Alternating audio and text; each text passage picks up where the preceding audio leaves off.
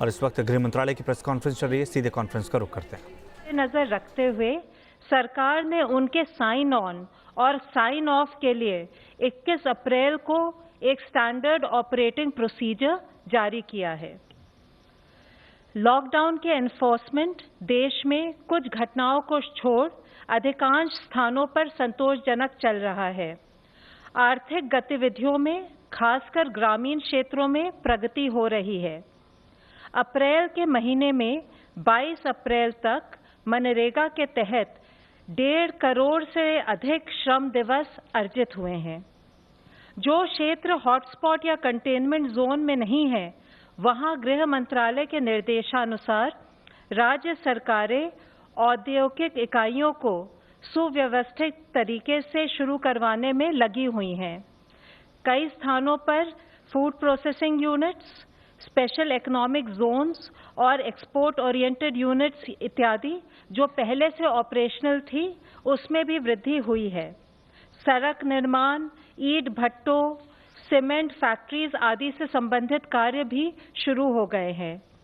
कई कार्यों में प्रवासी श्रमिकों को भी रोजगार दिया जा रहा है। औद्योगिक इकाइयों की समस्याओं का फीडबैक लेकर उनको दूर करने के कदम भी उठाए जा रहे हैं।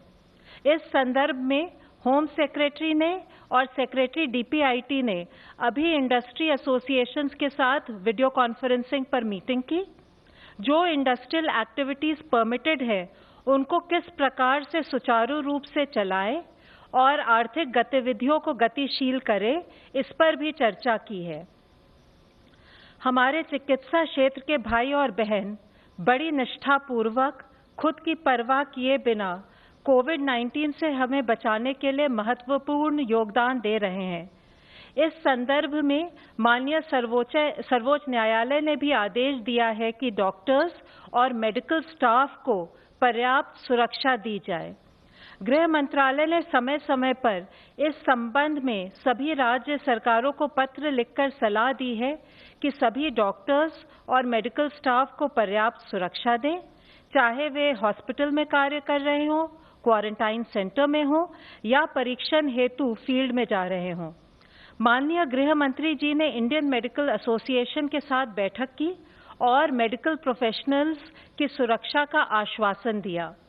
माननीय गृह मंत्री जी के निर्देशानुसार गृह मंत्रालय ने 22 अप्रैल को पत्र लिखकर सभी राज्यों को कहा है कि वे अपनी जिम्मेदारी का निर्वहन करें और आईएमए के लोकल चैप्टर के साथ मिलकर मेडिकल प्रोफेशनल्स को की पर्याप्त सुरक्षा हेतु जो कदम उठाने हैं, उनको सुनिश्चित करें। चिकित्सा टीमों की सुरक्षा के लिए जो कदम उठाए गए हैं, उनकी जानकारी भी आईएमए के लोकल चैप्टर के साथ साझा करें। इससे स्वास्थ्य कर्मी विश्वस्त होंगे कि वे सुरक्षित हैं। इस संबंध में जिला एवं राज्य स्तर पर नोडल ऑफिसर्स को भी नियुक्त करें, जो मेडिकल प्रोफेशनल्स की सुरक्षा संबंधी समस्याओं का निदान कर सके।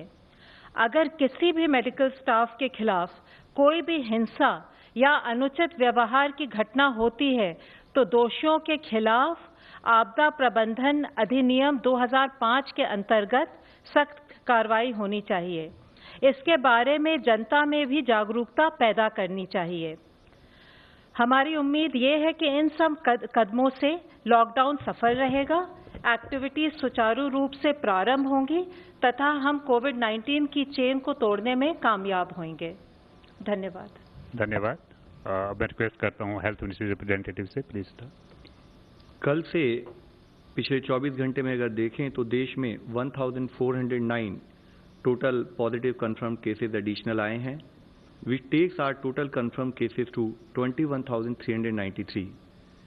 इन केसों में अगर देखें तो total cases under active medical supervision 16,454 हैं। एक पॉजिटिव न्यूज़ के रूप में मैं आप लोगों की दृष्टि में लाना चाहूँगा कि अब तक टोटल 4,257 लोग क्योर हो चुके हैं। इवन कल में ही 388 एडिशनल पेशेंट्स क्योर हुए हैं, जो कि हमारा टोटल रिकवरी रेट देखें तो 19.89% तक लेकर जाता है।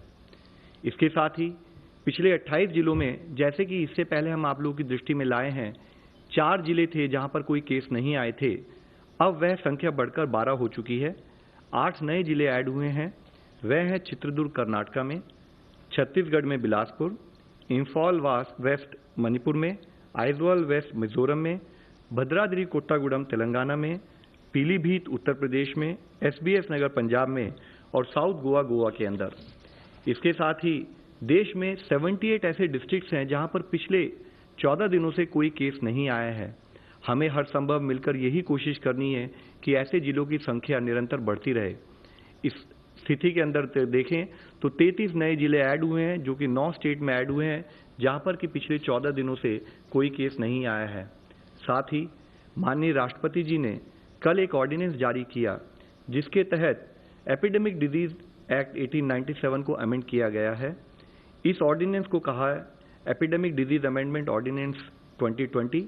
इसके अनुसार कोई भी व्यक्ति हेल्थ केयर सर्विस प्रोफेशनल के अगेंस्ट वायलेंस के किसी भी एक्ट में इंडल्ज ना करे या एपिडेमिक के दौरान किसी भी प्रॉपर्टी को कोई भी लॉस या नुकसान ना पहुंचाए।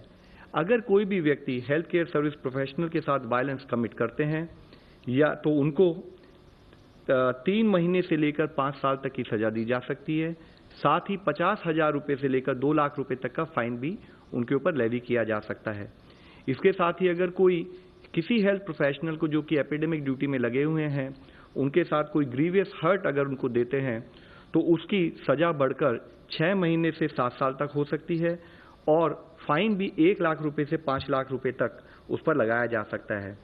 इस एक्ट के तहत किया हुआ कोई भी ऑफेंस कॉग्नाइजेबल है और नॉन बेलेबल रहेगा। जो भी पर्सन इस एक्ट के तहत कन्विक्ट किए जाएंगे उनको कंपेंसेशन भी पे करने के लिए वे लायबल होंगे और कंपेंसेशन जो हो सकता है वह जो भी फेयर मार्केट वैल्यू होगी डैमेज प्रॉपर्टी की या जो लॉस उन्होंने कमिट किया है उसकी ट्वाइस द अमाउंट हो सकता है।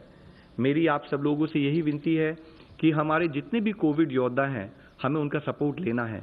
हमें ये जानना चाहिए कि वह सब हमारे आदर और सम्मान का पात्र हैं। इसके साथ ही आरोग्य सेतु के बारे में हम विभिन्न माध्यमों के जरिए आपसे बात कर रहे हैं। इसी श्रृंखला में मैं दिखाना चाहूंगा सेतु मेरा बॉडीगार्ड है और आपका भी।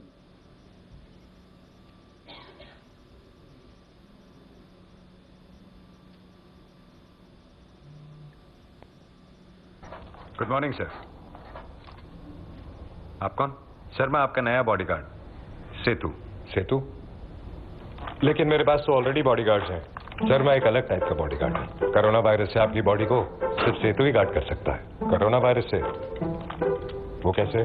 सर वो ऐसे कि मैं आपको पहले ही बता देता हूँ कि आपको कोरोना वायरस से कोई खतरा तो नहीं।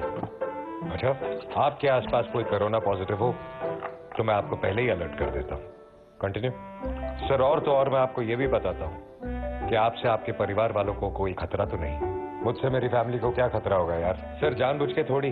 अगर अनजाने में आप किसी कोरोना पॉजिटिव इंसान के टच में आ गए तो मैं आपको फौरन अलर्ट कर दूंगा ताकि कहीं आप इस बीमारी को अपनी फैमिली तक ना पहुंचा दें।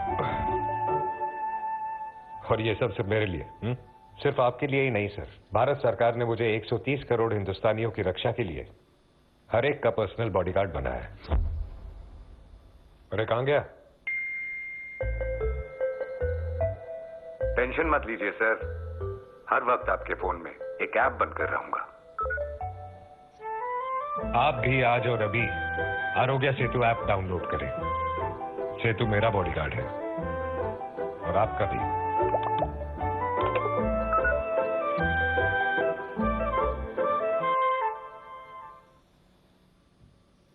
Today we are also joined by Mr. C.K. Mishra, Director ICMR and Director AIMS। आप सब लोगों को विदित है कि कोविड की इस लड़ाई में, इस महामारी के युद्ध में गवर्नमेंट की तरफ से 11 एम्पावर्ड ग्रुप बनाए गए थे गाइडेंस के लिए और उसमें से एक ग्रुप नंबर 2 जिसका मुख्य कार्य है कि अवेलेबिलिटी ऑफ हॉस्पिटल्स, क्वारंटाइन और आइसोलेशन फैसिलिटीज, डिजीज सर्वेलेंस और टेस्टिंग के विषय में गाइडेंस देना, काम करना। अब मैं रिक्वेस्ट करूंगा सीके मिश्रा साहब से कि फर्दर हमें बताएं प्लीज। फ्रेंड्स, प्रतिदिन उस दिन की जो स्थिति होती है, जो प्रगति होती है, जो बदलाव आते हैं, उसके संबंध में मेरे कॉलीग्स लव अग्रवाल, पुण्या श्रीवास्तव, डॉक्टर गंगा आपको आंकड़ों से अवगत कराते हैं। स्थिति से अवगत कराते हैं और आप उसका विश्लेषण करते हैं।